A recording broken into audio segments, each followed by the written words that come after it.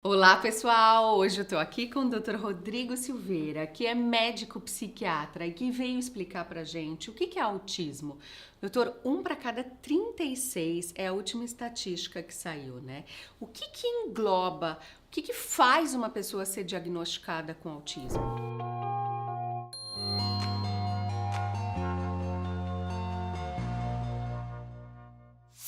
Sim, o autismo de fato está cada vez mais presente na nossa sociedade. E o que é o autismo?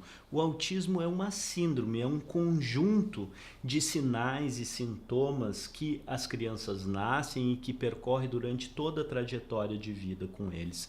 E esses sinais e sintomas são basicamente construídos em cima de dois pilares. O primeiro deles é a questão da comunicação social, né? Que para os pais é o que mais leva, na verdade, com dúvidas sobre se a criança tem ou não autismo, normalmente associado com um atraso na linguagem, um atraso da fala, mas é toda a questão relacionada à comunicação social e, além da comunicação social, a questão dos comportamentos restritos e estereotipados. Então, essas são os dois pilares com que se sustenta o diagnóstico do autismo. É muito amplo, as crianças são muito heterogêneas, essa é uma característica marcante do autismo, porque às vezes vão ter pessoas que vão dizer assim, mas o meu filho abraça, mas o meu filho olha nos olhos, e às vezes se excluem ou se faz um diagnóstico em cima de um ponto específico. Então o autismo é muito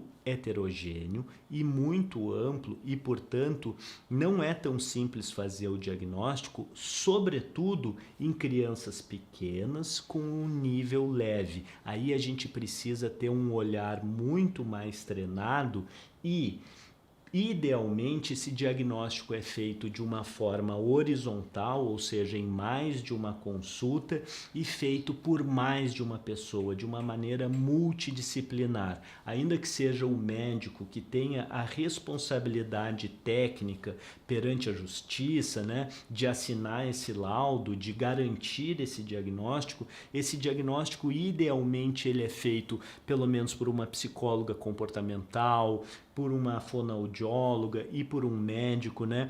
Que esses diferentes olhares somados vão garantir para o médico a tranquilidade de ele poder dar esse laudo. Mas a questão mais importante desse vídeo, eu já quero deixar claro aqui de saída que se existe uma dúvida se essa criança tem ou não autismo ou algum atraso de desenvolvimento, o mais importante é levar essa criança logo para as terapias, é fazer com que ela tenha um acesso muito rápido à terapia comportamental, né? Ao ABA com estratégias naturalistas, que é o que a ciência nos garante que vai ser o que vai nos possibilitar uma maior modificação nas estruturas desse cérebro dessa criança, na maneira com que as diferentes regiões do cérebro conversam entre si e com isso reduzir os sintomas que causam muito transtorno, que causam dificuldades na vida dessa criança.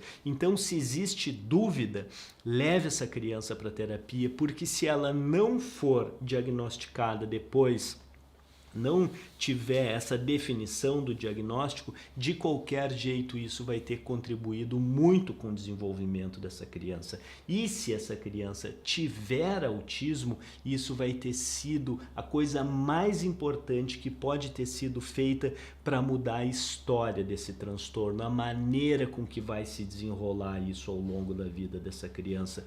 Porque a gente sabe que principalmente os primeiros 3 anos de vida, mas durante todos os 6 anos iniciais da vida dessa criança, é onde ela mais absorve o meio ambiente, é onde mais os tratamentos têm efeito devido a essa questão da neuroplasticidade, ou seja, essa capacidade desses circuitos neuronais se modificarem conforme a relação com o meio ambiente. Então, quando a gente fala em diagnóstico, o que me deixa muito angustiado às vezes, Maíra, é as pessoas ficarem presas a detalhes, presas a questões de manuais diagnósticos e ficar empurrando com a barriga a questão que é mais importante, que é levar essa criança para o atendimento comportamental. Dito isso, a gente pode explorar um pouco melhor o entendimento, né? Hoje a gente tem aí o DSM-5, tem a CID-11, que basicamente descrevem esses sinais e sintomas da mesma forma, né? E que nos ajudam muito a gente usar ferramentas de rastreio, aqueles questionários que podem ser feitos por um profissional qualificado, ou até uma avaliação neuropsicológica, que vão ajudar muito no diagnóstico de dar clareza das sutilezas, que vão ajudar muito, principalmente nos casos leves, né? A gente sabe que o transtorno do espectro do autismo é dividido em 3 níveis de gravidade, né? O nível 3, que precisa de muito suporte, que são as crianças mais graves, que acabam não conseguindo desenvolver fala e que muitas vezes estão associados, inclusive, com deficiência intelectual, é muito fácil de fazer diagnóstico, porque essas crianças já nascem desde bebezinhos muito diferentes. Ao contrário do nível 1, né, que são crianças que inclusive muitas vezes falam, que aprendem a falar mais de um idioma com muita facilidade, mas já lá desde cedo, desde bebezinho, a gente já vê o que estrutura essa síndrome, que é a dificuldade na comunicação social, a dificuldade de fazer esse bate-bola olho no olho, e também esses comportamentos restritos, estereotipados. Os mais conhecidos são essa questão de alinhar os brinquedos, de questões muito relacionadas a simetrias, a questões de andar nas pontas dos pés ou mesmo estereotipias. Mas é importante dizer o quê? Que às vezes a pessoa diz assim, não, meu filho não tem estereotipia, então ele não é autista.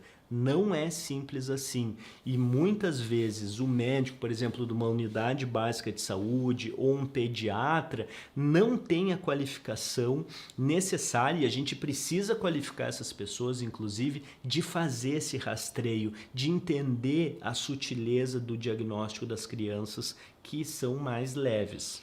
Porque quando eles são pequenos e os sintomas precisam aparecer antes dos 3 anos de idade, apesar desse diagnóstico ser feito mais tardiamente, principalmente no Brasil, lá perto dos 5 anos de idade, para ser autismo tem que ter começado esses sintomas cedo, né? Com certeza as pessoas estão com muitas perguntas e dúvidas e podem ir colocando aqui nos comentários que nós vamos fazer mais vídeos, se preciso for, para complementar tudo que vocês querem saber. Aproveita que você vai nos comentários e já dá um joinha, porque esse vídeo é muito importante. Manda para pessoas que vão se beneficiar dele. Porque, sabe, Rodrigo, é difícil a gente ouvir assim dos médicos isso. Ter esse embasamento, ter essa força que traz um médico altamente qualificado para falar sobre isso, porque o que a gente vê na maioria das vezes, e a gente recebe relatos todos os dias, é de famílias angustiadas, porque as mães percebem, as mães sentem que tem alguma coisa no desenvolvimento dessa criança e que muitas vezes elas não são ouvidas.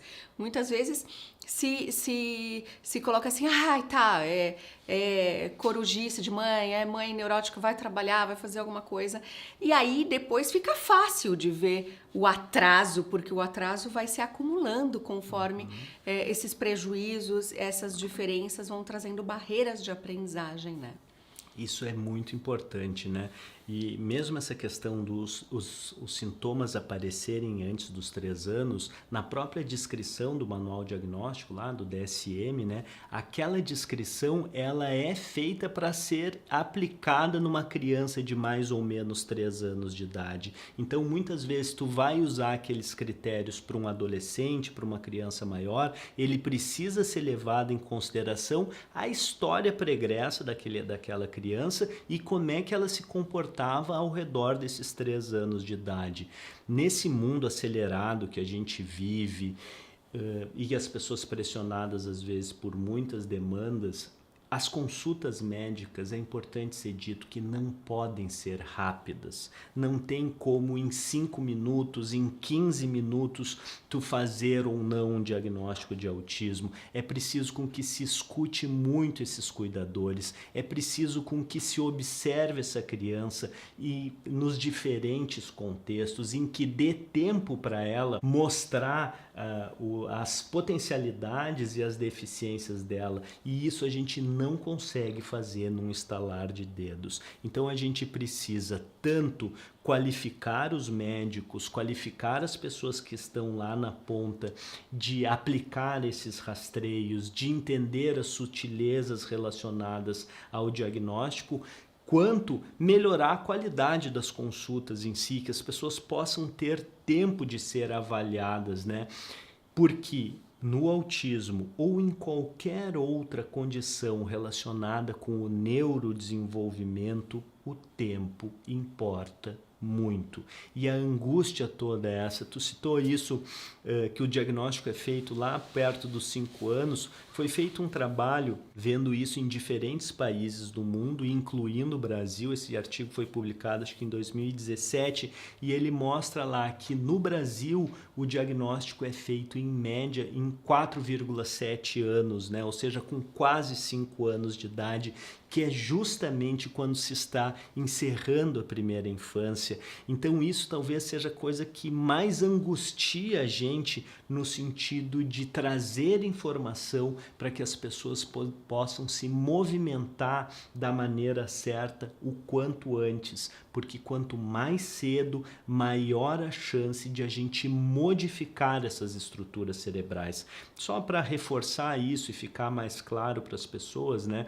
Então, o autismo é uma condição que está relacionada aos genes, né? A uma série de genes. Existem mais de 400 genes que estão implicados, né, na questão do transtorno do espectro autista. E uma pessoa, quando nasce autista, ela herdou partes desses genes da família do pai, partes desses genes da família da mãe, e a mistura desses genes que faz com que ecloda esse diagnóstico, com que esse cérebro organize essas estruturas, esses circuitos cerebrais, a forma com que essas diferentes regiões conversem entre si, venham feitas de uma forma atípica. E essa maneira atípica com que está conectado o cérebro é responsável, então, por esses sintomas de dificuldade de comunicação social, de interesses restritos e estereotipados, das questões sensoriais que a gente está vendo, inclusive,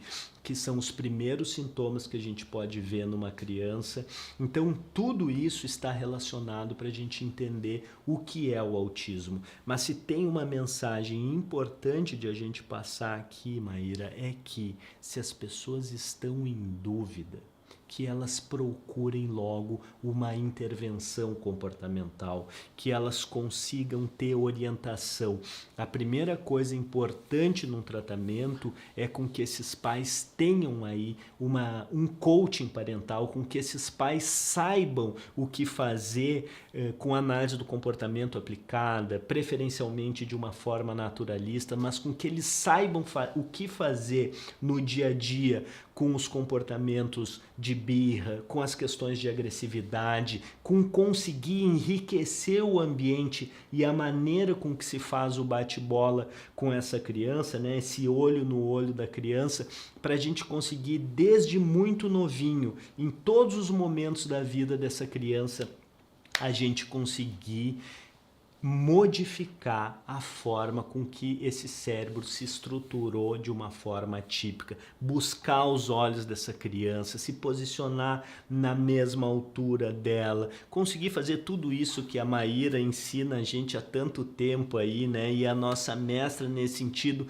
Então, se as pessoas têm dúvida a respeito do diagnóstico, se instrumentalizem, aprendam a questão da terapia comportamental feita de forma naturalista, como até a Maíra sempre fala, né, que isso não serve só para crianças autistas, isso serve para todas as crianças com ou sem atrasos no desenvolvimento.